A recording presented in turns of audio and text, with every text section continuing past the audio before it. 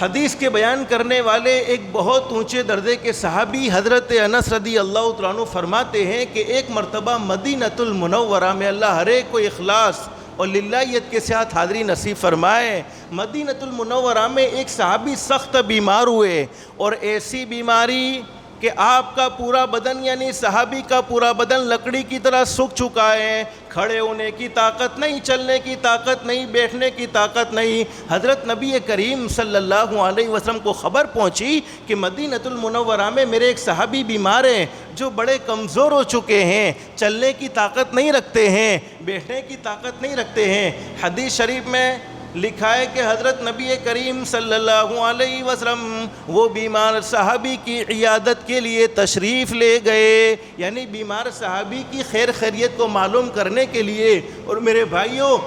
اگر ہمارا کوئی پڑوسی بیمار ہے، اگر ہمارا کوئی رشتہ دار بیمار ہے تو اس کی خیر خیریت کو ضرور معلوم کرنا چاہیے، اس لیے کہ ترمذی شریف میں حدیث موجود ہے۔ حدیث کے بیان کرنے والے حضرت ابو ہریرہ رضی اللہ تعالیٰ عنہ فرماتے ہیں، فرمایا نبی کریم صلی اللہ علیہ وسلم نے میرا کوئی امتی اپنے کسی مسلمان بھائی کی ملاقات کے لیے جاتا ہے، گھر گھر کی ملاقات معمولی ملاقات نہیں ہے۔ حدیث شریف میں فرمایا نبی کریم صلی اللہ علیہ وسلم نے میرا کوئی امتی اپنے کسی مسلمان بھائی کی ملاقات کے لیے جاتا ہے یا بیمار کی خیر خیریت کو معلوم کرنے کے لیے جاتا ہے، سرکار مدینہ حضرت محمد رسول اللہ صلی اللہ علیہ وسلم نے ارشاد فرمایا اللہ رب العالمین اس کے پیچھے ایک فرشتہ لگا دیتے ہیں، اور وہ فرشتہ پکار پکار کر کہتا ہے تم کتنے بابرکت ہو، تمہارا چلنا کتنا بابرکت ہے، یقیناً تم نے اپنے ٹھکانے کو جنت میں بنا لیا۔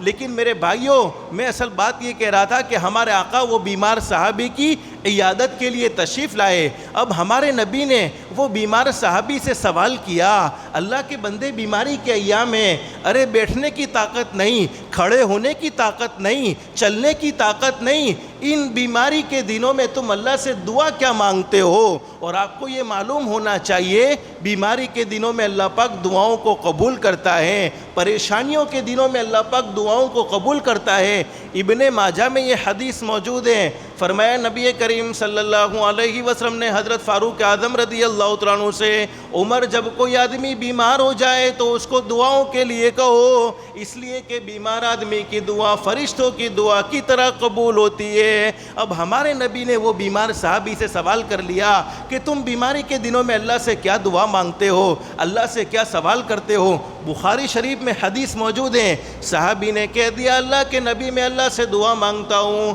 الہ العالمین دنیا کی زندگی تو شارٹ زندگی ہے، دنیا کی زندگی تو ختم ہونے والی زندگی ہے، دنیا کی زندگی تو فانی زندگی ہے، دنیا کی مختصر سی زندگی میں جتنی تکلیفیں تو مجھے دینا چاہتا ہے، جتنی بیماریوں میں تو مجھے مبتلا کرنا چاہتا ہے کر لے، لیکن آخرت کی تکلیف سے تو مجھے محفوظ کر لینا۔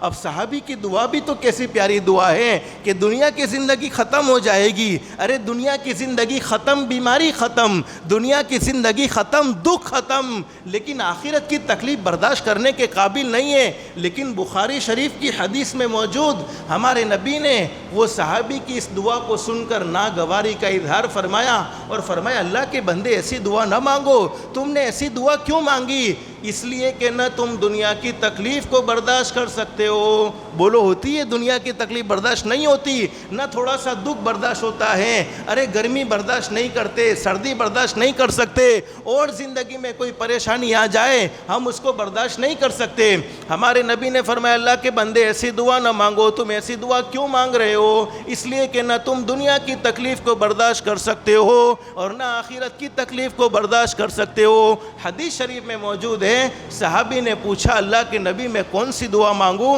بس میں وہ دعا آپ کو بتلانا چاہتا ہوں، پڑھو گے انشاءاللہ۔ اور میرے بھائیوں ہم سب کا یہ عقیدہ ہونا چاہیے اللہ نے دعاؤں میں وہ طاقت رکھی ہے جو حاکم کی حکومت میں نہیں، دعاؤں میں وہ طاقت رکھی ہے جو طبیب کی حکمت میں نہیں، جو حکیم کی حکمت میں نہیں، دعاؤں میں وہ طاقت رکھی ہے جو ڈاکٹروں کی دوائیوں میں نہیں۔ دعاؤں سے اللہ پاک ناممکن کو بھی ممکن کر دیتے ہیں۔ اور اس وقت میں جو آپ کو دعا بتلانا چاہتا ہوں، آپ علماء سے پوچھیں، ہمارے آقا حضرت محمد الرسول اللہ صلی اللہ علیہ وسلم جن کے صدقے میں اللہ نے پوری کائنات کو سجایا، جن کے صدقے میں اللہ نے پوری کائنات کو بنایا، لیکن حضرت نبی کریم صلی اللہ علیہ وسلم نے اپنی زندگی میں اگر سب سے زیادہ کوئی دعا مانگی ہے تو یہی دعا جو میں ابھی آپ کو بتلانے جا رہا ہوں۔ اور ہمارے نبی نے فرمایا میرا امتی اس دعا کو اہتمام کے ساتھ پڑھ لے، اللہ تیری زندگیوں میں سکون و اطمینان بھر دے گا، اور ہر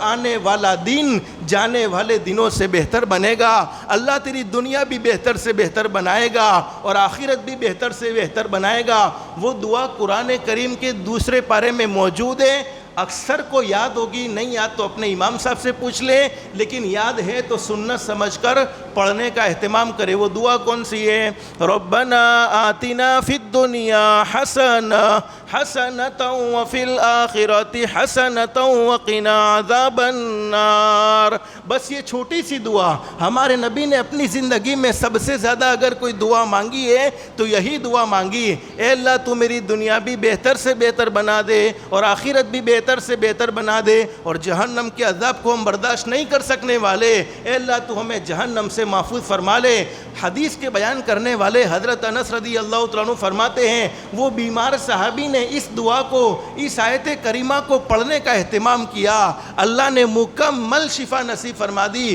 علماء نے لکھا ہے کہ جو آدمی لا علاج بیماری میں مبتلا ہو جائے، ایسی بیماری کے ڈاکٹر جواب دے چکے ہیں، ایسی بیماری کے طبیب جواب دے چکے ہیں، وہ اس دعا کو اہتمام کے ساتھ پڑھے گا، اللہ عافیت کا معاملہ کریں گے انشاءاللہ۔ تو بولو پڑھو گے انشاءاللہ؟ ہم چاہتے کہ ہمارا ہر آنے والا دن جانے والے دنوں سے بہتر بن جائے، حالات درست ہو جائے، تو اللہ پاک نے دعاؤں میں وہ طاقت رکھی ہے۔ حاکم کی حکومت میں کچھ بھی نہیں جتنا دعاؤں میں اللہ نے وہ اثر رکھا ہے، لیکن اس سے پہلے 5 وقت کی نماز کا بھی اہتمام کریں گے انشاءاللہ۔ اللہ ہم سب کو 5 وقت کی نماز کا اہتمام کی بھی توفیق نصیب فرمائے، اور یہ دعا سنت سمجھ کر، اب دعا کی کوئی قید نہیں ہے، جتنا چاہے جس کو جتنا وقت ملے اتنا پڑھ سکتا ہے۔ اللہ ہم سب کو یہ دعا پڑھنے کا بھی اہتمام کی توفیق نصیب فرمائے۔